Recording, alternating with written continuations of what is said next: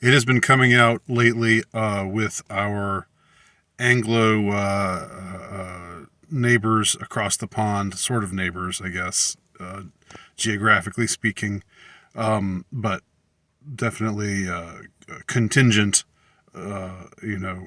culturally speaking.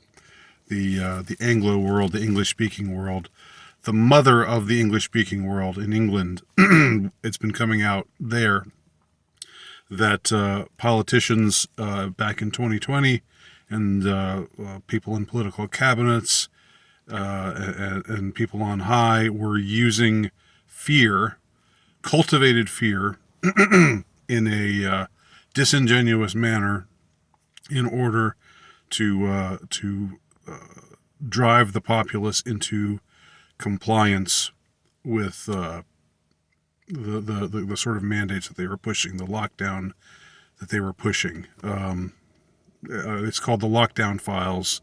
You can find it on the Telegraph site. I think you have to. I don't think you can access their articles unless you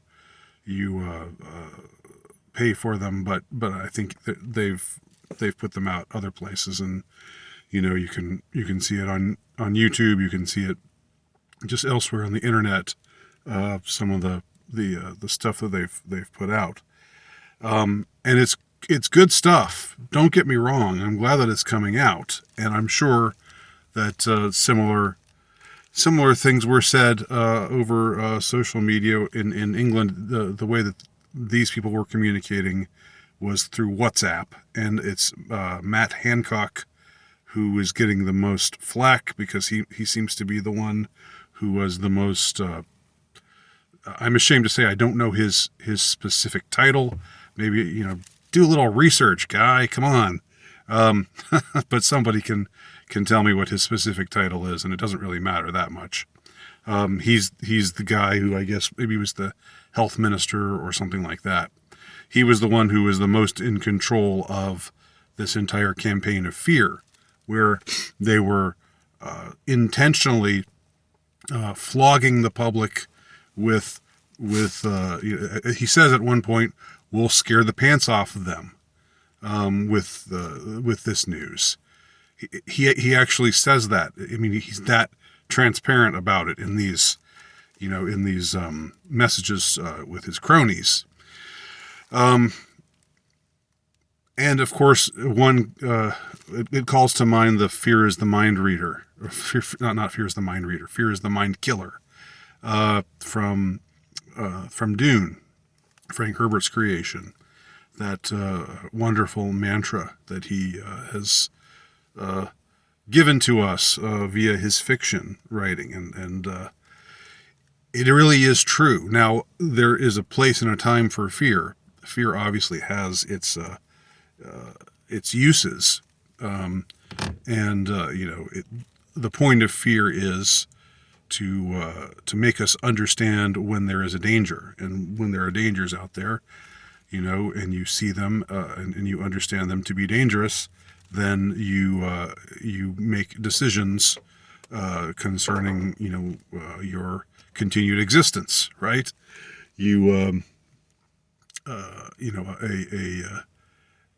A cobra is in your bed, wrapping itself around your legs. You feel fearful, right? I mean, hopefully you do. And you do something about it. You jump up, you tear the cobra off your legs, and try to fling it away from you before it bites you with its deadly venom, right? That's rational fear. That's not somebody using fear against you. That's not somebody fear mongering. That's rational fear.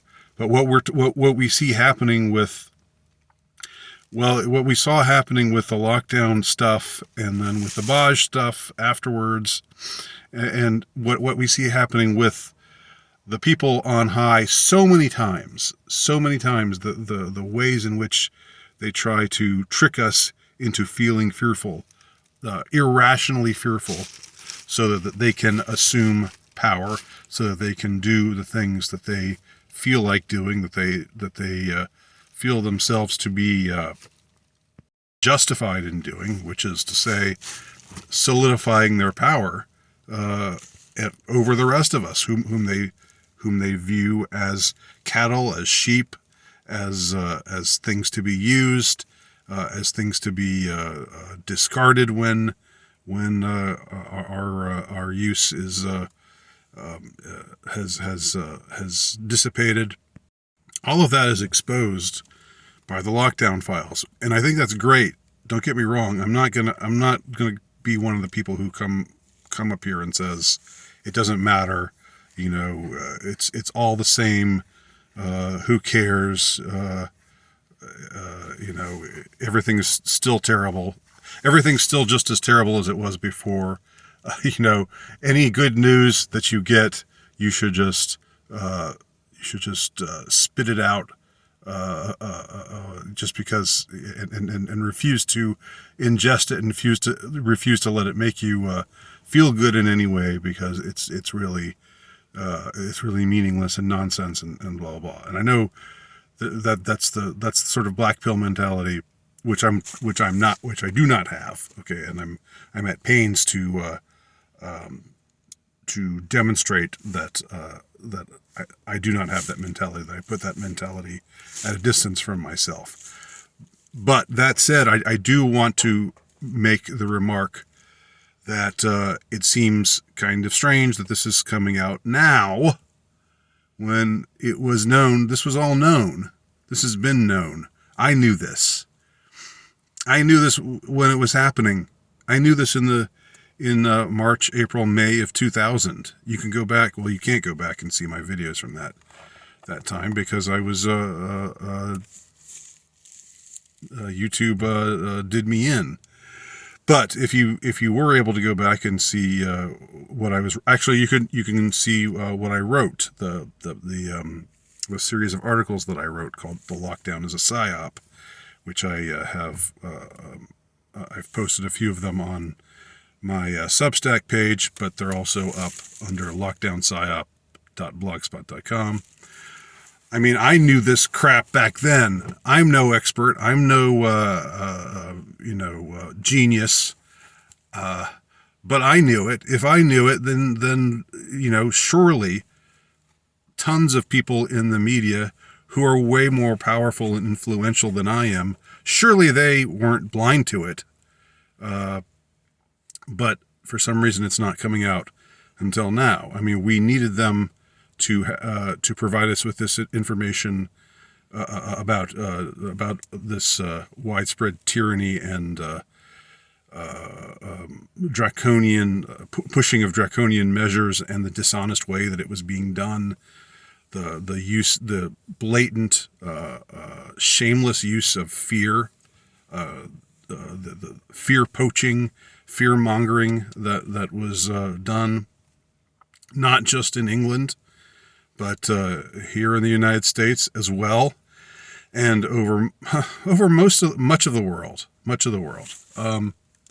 There was actually somebody who wrote under this piece when it was the bit that was posted on Instagram, which I'm back on, by the way, I'm in a sneaky sort of semi-anonymous but not really kind of way. We'll see how long that lasts. But anyway, somebody was writing that about how in Bahrain, where he's from, everybody complied. Everybody wore masks outside in the 40-degree heat, which he meant 40 degrees Celsius, which is hot. And nobody complained, because they just knew that it was right. It was the right thing to do for the greater good. And he was actually boasting about this. He was actually saying, why did people in England have to be so querulous, and why did they have to keep questioning the powers that be? Why didn't they just do what they were told, like the good people down here in Bahrain, who are probably so inured to tyranny, and like in so many parts of the world, they just think, well, If authority says to do it, then let's do it. In fact, I would argue that it's practically only in the Western world that we see this strain emerging, whereby it's okay to question authority. It's good to question authority, and that's what I would say is what is worth saving, worth salvaging about the Western world, even given the pitiful state that it is in today. It is that very, very aspect, which I would say is an especially Anglo trait. And of course, like all things, it can be used for good or for ill, because there are times when one should do what is right for the common good, and for the legitimate common good, for the true common good. But one should also question, when all of a sudden they're putting into place these measures that have no precedent, that are constitutionally unsound. There's nothing in the U.S. Constitution. Let's just start with that. Let's go with that one because we're living in the United States, or I am. There's nothing in the United States Constitution that says all of these rules apply unless there's this emergency situation, and that means you can just make all those rights that you give that you otherwise say people have. You can just suspend them indefinitely until the crisis is resolved, which may take days, weeks, months, or years, right? That was why the entire use of this phrase "shelter in place," it just blows my mind. It continues to blow my mind that people fell for that worked on people. The term "shelter in place" always meant something before March of 2020. It always meant, if there's a storm, if there's a hurricane, if there's, something immediately going on that's going to that makes going outside a hazard, then you need to shelter in place. The idea being, it's the thing to do for now until this storm, this immediate condition out there passes, which it surely will, in hours, perhaps days at the most. Okay.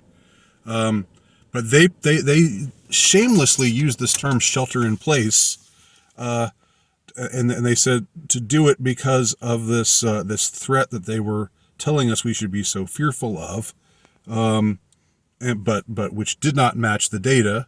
All right, did not match anything that if you paid any attention and said, 99.4% survivability rate.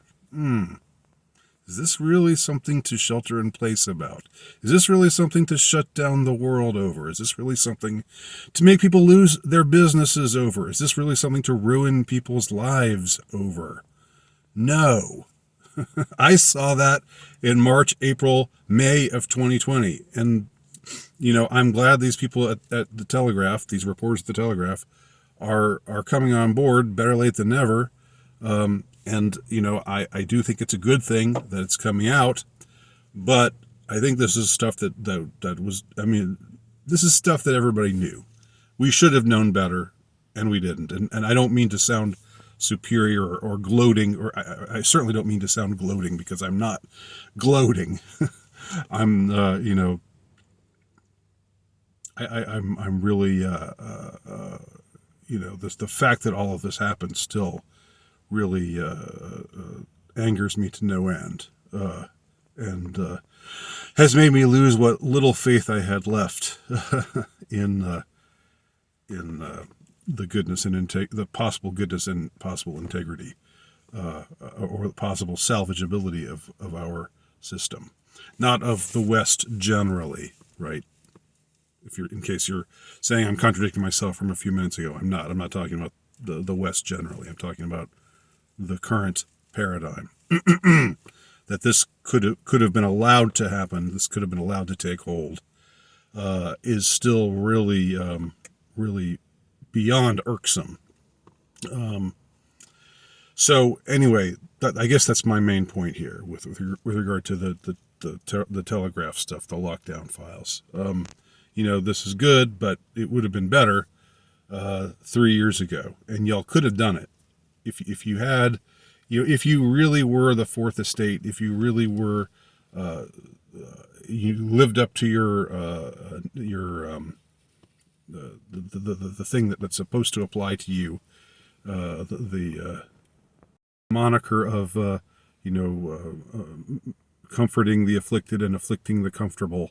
If you really were up for that, if you really wanted to do that, you could have done that in 2020 in the midst of all of this shit, right? But you had to wait 3 years to do it.